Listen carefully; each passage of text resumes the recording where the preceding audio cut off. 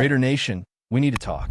Going into week 4, there's so much to unpack with this Raiders team, and honestly, the last few games have left a lot of us scratching our heads.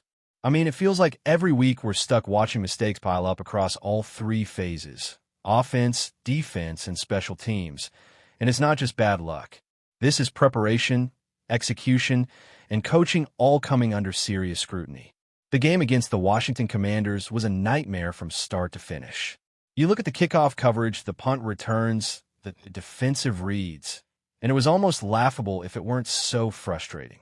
Give up a kick return touchdown, almost give up another one, start the game with the ball at the 27th-yard line, and then watch the defense flounder.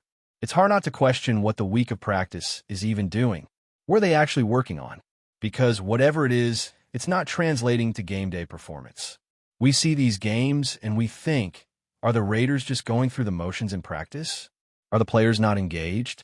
Or is it the coaching that's letting them down? I have a lot of respect for Pete Carroll, for John Spy, for the leadership at the top, but watching this team perform makes a fan seriously question if the preparation and execution are aligned. And then, on offense, it's almost unbearable. The lack of rhythm, the line failing repeatedly, the quarterback under pressure, it feels like a team stuck in the past under coaches who can't get everyone on the same page. And yet, there's talent on this roster. There's athleticism, there's speed, and there are guys who can make plays. So the frustration comes from knowing that it doesn't have to look like this. When we dig into the offensive line, it's honestly scary. The way they allowed the Commanders to dictate the line of scrimmage was a huge red flag. The continuity argument only goes so far when the results are historically bad. You look at the numbers, and it's staggering. 12 sacks in just 3 games. That's pacing toward the worst season in Raiders history for quarterback protection. The mistakes, the missed assignments, the regression from guys who were solid last year. It all points to a system that isn't functioning and coaching that isn't adapting. It's not just bad luck. It's bad planning, bad evaluation, and in-game decisions that don't reflect the talent you have. You see JPJ, Meredith, Parm, and Glaze out there, and if the staff doesn't put them in positions to succeed, it's hard to see how this line improves. This isn't about personal bias. It's about logic. You put the best players in the right spots, you get results. You don't let pride in continuity or stubborn loyalty override what the team actually needs. The Raiders need smart, decisive action in this area, because as it stands, the offensive line is a liability and it's bleeding into every other part of the game. And while we're on offense, let's talk about Trey Tucker. Watching him step up in the game, getting open, making big plays, stretching defenses vertically, it's clear he deserves a bigger role. 9 targets, 8 catches, 145 yards, 3 touchdowns. He's showing exactly what this offense can look like when you use him creatively. Motioning him, giving him options in the passing game, creating space for him to stretch the field. That's the kind of approach that can give defenses fits.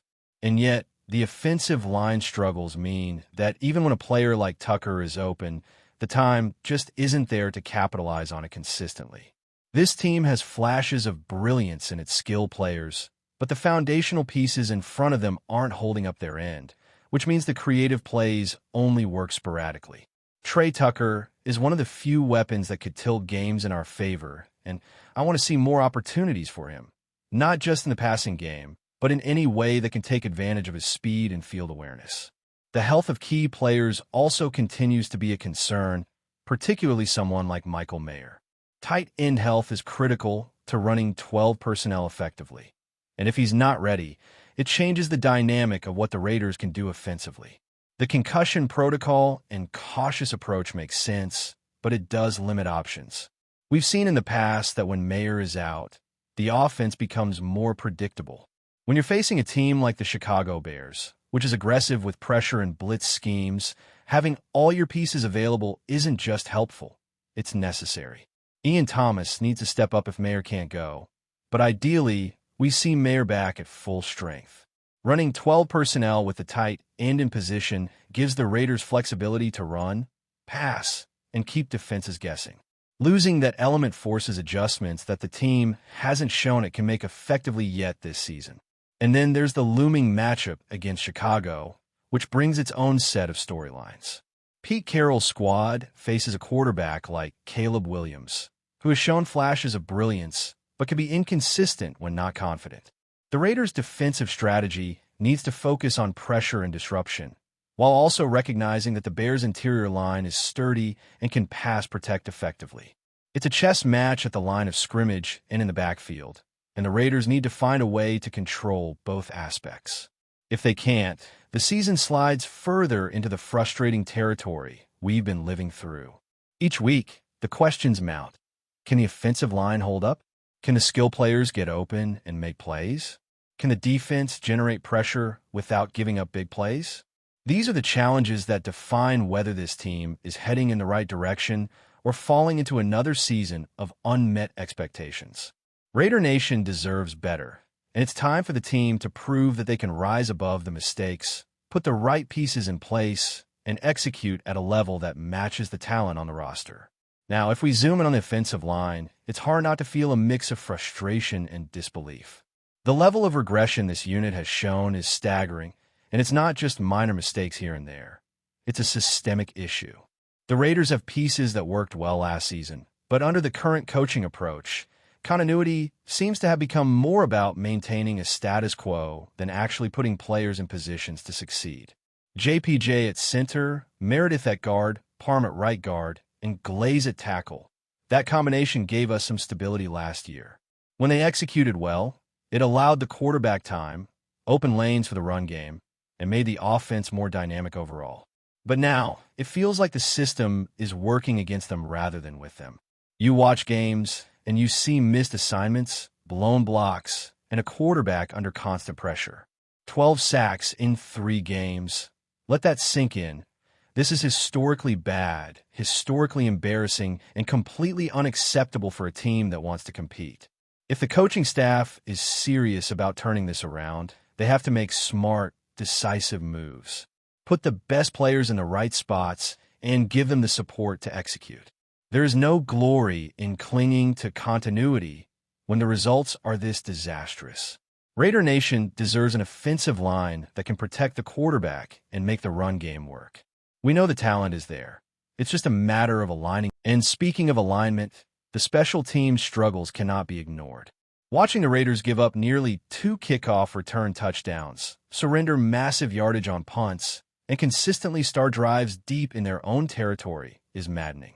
A unit like this should be able to execute fundamental coverage assignments with discipline, but what we saw was a lack of focus and poor preparation. Every yard the opponent gains on special teams is a yard the defense has to fight from behind. It creates momentum swings that are almost impossible to recover from. You can have a strong offense and a resilient defense, but if special teams are giving up points or starting opponents in prime field position, it undermines everything else. This isn't a minor issue. It's a glaring hole in the team's structure that needs immediate attention. The Raiders have to show that they can execute in every phase, and special teams is where preparation meets fundamentals. If they don't get it together here, the mistakes compound week after week. Moving over to the skill positions, Trey Tucker remains one of the most exciting and underutilized players on the roster. The game against Washington showcased exactly why he deserves more touches and more opportunities in the offense. His speed, his ability to stretch the field, and his effectiveness in pre-snap motion make him a nightmare for defenses when used correctly. 9 targets, 8 receptions, 145 yards, and 3 touchdowns should not be the outlier. It should be the expectation when he's involved. Right now, the Raiders are underutilizing a player who can create mismatches and force defenses to respect every part of the field. It's not just about raw talent. It's about scheme, timing, and giving him a role that can influence the game consistently. If the offensive line can hold up long enough for plays to develop, Tucker becomes an even more dangerous weapon. He has the skill set to open up the offense and give defenses headaches, but only if the coaching staff commits to leveraging him properly. That's part of the larger narrative this team faces. Talent exists, but execution and decision-making are what separate good teams from bad ones. Now, consider the tight end situation, particularly with Michael Mayer. His health status is critical to the offense running 12 personnel effectively. Losing him even temporarily, drastically reduces flexibility and limits the variety of formations the Raiders can employ. Mayer brings blocking and receiving skills that help maintain balance in the offense. And when he's out or limited, the team becomes predictable. Against the Chicago Bears defense that is aggressive and confident in bringing pressure, having all pieces healthy is more than a luxury. It's necessary. Ian Thomas will need to step up if Mayer can't go, but it's not a perfect replacement. The Raiders thrive in 12 personnel, and maintaining that personnel grouping ensures the offense has the versatility to attack both the run and pass effectively. Losing Mayer also impacts the psychological side of the game. Players who know the offense is balanced and properly staffed are more confident executing their assignments. This isn't just about skill, it's about trust and cohesion. The offense needs Mayer healthy and engaged to hit its stride. Looking forward to the matchup against the Bears, the defensive strategy must focus on disruption and pressure. Caleb Williams is a dynamic quarterback who can dominate when confident, but he can be rattled. The Raiders have to find ways to consistently get pressure, disguise coverage, and force mistakes. The Bears have a solid interior offensive line, so the Raiders can't just rely on speed or blitzing blindly. They need strategic pressure and well-timed rotations.